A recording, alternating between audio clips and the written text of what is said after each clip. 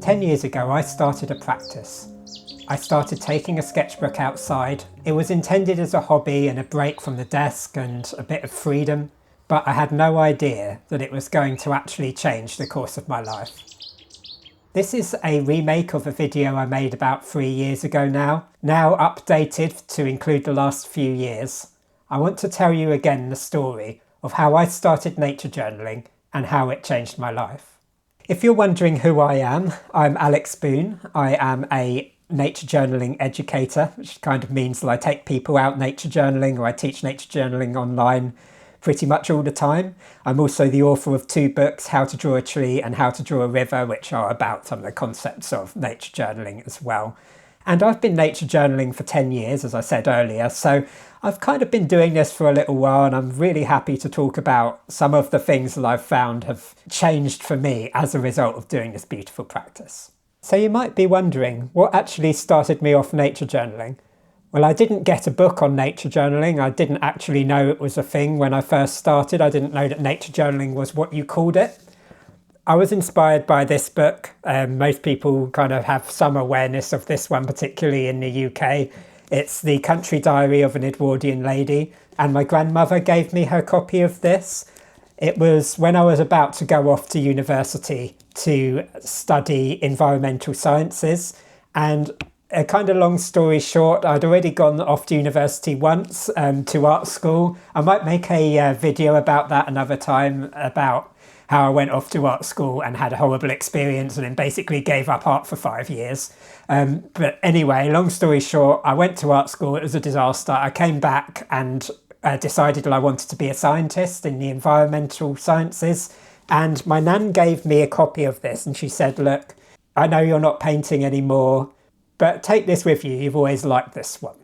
So it kind of just sat in my mind for years and years. I didn't really engage again with art for quite a while I was doing my environmental science studies.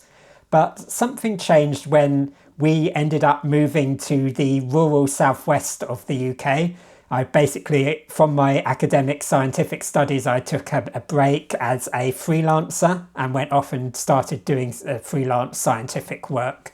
And this came back into my mind, and I was started to think, well, maybe now is the time to give this a try for myself.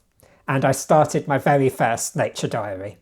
This was my very first go at doing this, and I wanted to do it very much in the style of the Edith Holden book that you saw there. And I was kind of very interested in using acrylic paints at this time, so I was sticking in this canvas paper and filling pages with notes and a little painting on most of these pages as well. This was back in 2016, so nearly 10 years ago, and I was really using this to keep track of all of the things I was doing that was related to nature. I was identifying new trees and new plants and new birds as I was going, and keeping lists in a kind of diary style of all of the things that I'd seen. Now, as time goes on in this book, I started to kind of not finish my pages very much.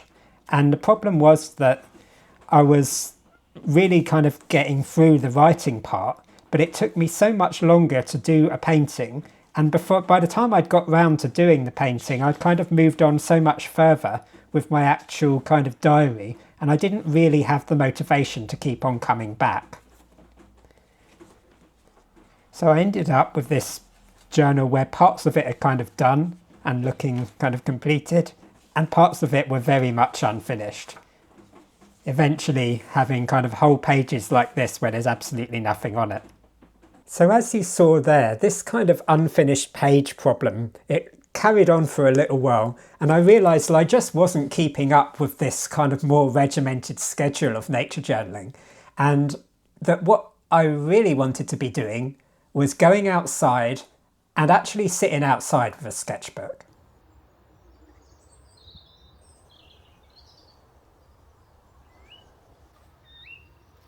This is one of my outdoor nature journals, one of my earlier ones. And you can see that this is much rougher than what I was attempting to do with that other book. A lot of the time you have pages of writing where I'm literally going to a place, sitting there and writing down all of the things that I've noticed. There are some sketches too, but all of these sketches here are all done from life, and I think this is one of the most important things about the Outdoor Nature Journal, is that there isn't time to be spending kind of improving all of your drawings or doing one single very beautiful drawing. You are continually responding to what you're noticing there outside. So it often leads to kind of making diagrams and asking questions and being generally curious about all of the things that are around you. You can see here I've written "what fish" because I don't know what this was. I took a photograph and identified it later as a sand eel. Likewise here, drawing these caterpillars very quickly while on the coast path, and then coming back later to identify them and answer my own questions that I'd asked while outside. If you're curious to get started, all you need is a pencil and a sketchbook and a willingness to observe and notice the things that are around you. I never take out an eraser because I want to keep on flowing. Even if I don't like the drawing, you just keep on going. You make a mistake, if you really hate it, you can turn the page and carry on. It's all about being in that moment and responding to all the things you notice that are around you. So when I started coming back into the studio again, my new studio journal, it didn't emerge instead of this outdoor practice, but in addition to and because of the outdoor practice. The outdoor part of the nature journaling is probably the most important part. It's the special part that gets you noticing and immerses you into the environment. So after the little break where I focused mainly on outdoor journals, I started again with this one, all done in coloured pencil and ink. The main thing that you may notice here is that the page layouts are different on every single page, always exploring using different photographs and how I'm going to collate these reference photos together. It was a great opportunity to really explore a particular medium too. I was really interested in using coloured pencil in this way. This was in 2019 to 2021, and so of course during this period we had the COVID pandemic. This was when things really changed for me, because I was no longer able to carry on with my previous job. The work just wasn't there anymore, and so I had to look towards changing career. And after 4 years of nature journaling at this point, I was really interested in thinking, how can I turn nature journaling into what I do all of the time? It was about this time I started here on YouTube with this little book. This was in 2022. I wanted to really focus on more organic style of nature journaling, keeping lists and records of the weather and my mood and doing quick sketches and using natural materials like botanical inks and flower pressings. And I wanted to record the creation of this journal. In fact, I kind of feel that the videos that I made while creating this journal are more the nature journal than this physical book actually is. There's lots of videos in the background of my channel where I was creating this, so you could go and watch those if you're interested in some of the processes that you can see here.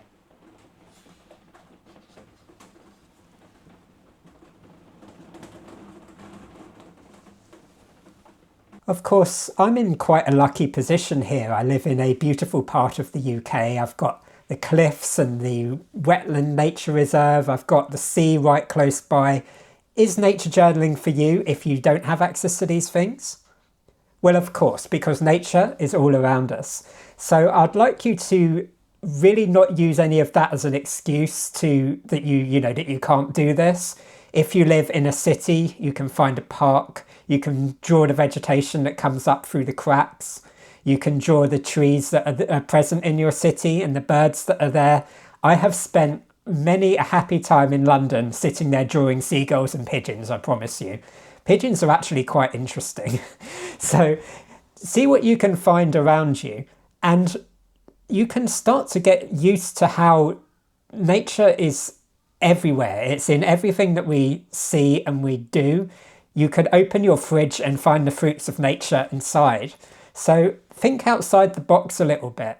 I think what is really special about nature journaling is that if you keep coming back to the same place over and over and over again, you're documenting change both in that environment and in yourself. And that's where the real settling, that's where the real beauty comes in this practice. It's not searching always for the new and exciting, but looking at how things season and weather and change over time.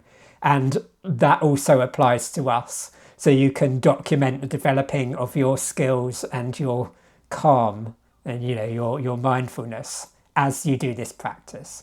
So don't feel trapped by wherever you are. There will be nature that you can spot there, and there will be ways that you can nature journal, I promise.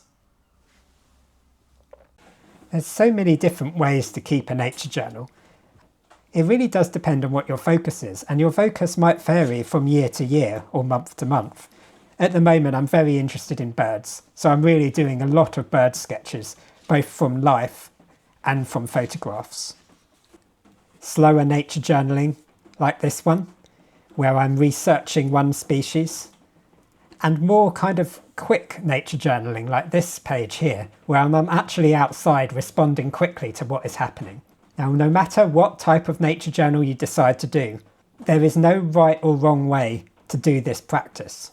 I think the biggest thing about nature journaling for me is that nature always used to be something that I kind of went out to visit. I'd go out for a run in nature or go for a walk. It was kind of something that was there to go off to and sort of do as a kind of leisure activity. But the nature journaling has integrated me massively into nature. It kind of feels more now like I'm part of it, and I'm expressing my creativity through nature as a part of it. It's a kind of way of really feeling like you're belonging in the world. And I think that has been the biggest thing for me, that feeling of belonging and kind of creative intention to explore with wonder the world around us. This is my journal for last year that I'm currently still working on. It's inspired by the Japanese 72 micro-season calendar, in which the year is split up into 72 mini seasons. And I've done a painting in here to represent each of those little seasons. Again, I'm continuing to love using natural materials, botanical inks, and pressings. These are all autumn leaves that I pressed. I like to experiment with different types of medium. And I'm also not just looking only at individual species, but also at whole landscapes in this book. I'm looking at the broad scale of what is different in the landscape, or what is different outside in each of these different micro-seasons. The final thing I want to say about this is that drawing is not a necessity to starting nature journaling. You do not already need to have drawing confidence or feel that you need to be able to draw to start a nature journal. Drawing is a skill. It is something that can be developed and accrued over time with practice. It's not some sort of inborn innate talent that people have. People sometimes have an aptitude for it. They might already have really good hand-eye coordination, or they might be very good at perceiving and looking at things in an artistic way. But you can develop a skill. You wouldn't expect a beginner violinist to pick up a violin and instantly be able to play like a professional. Drawing is very much the same. And I actually think that nature journaling is one of the best ways to begin drawing, because it's not about the product. It's not about finishing something for the wall from the very beginning. It's about developing that skill slowly whilst you're kind of busying your mind with watching and observing nature. So it's not really about developing the drawing skill, but the drawing skill will develop as you nature journal more and more. And so also will your ability to retain information about what species you've seen, and also some of your writing and observational kind of writing skills as well. So think of it as something that you're doing for yourself, that you're growing over time, that you're developing at as you do more and more of it. It's so exciting. I almost wish I could go back and start as a beginner again. I love the idea of the freshness and beauty of the beginner's mind, as we call it in Buddhism. The ability to continually see things with wonder and awe as if you were a complete beginner. So while you're a beginner, totally embrace that and enjoy the exploring that you're going to do. If you'd like to explore in a group with others, I have a membership, the Nature Journaling Circle. You can find out more about that and get hold of a free guide to nature journaling through the link in the description to my mailing list sign up. So have a look at that if this is something that you think that you'd like to do. But until then, that's all you need. Pencil, sketchbook, get outside. I'm sure you're really going to enjoy it. You'll be really glad that you did.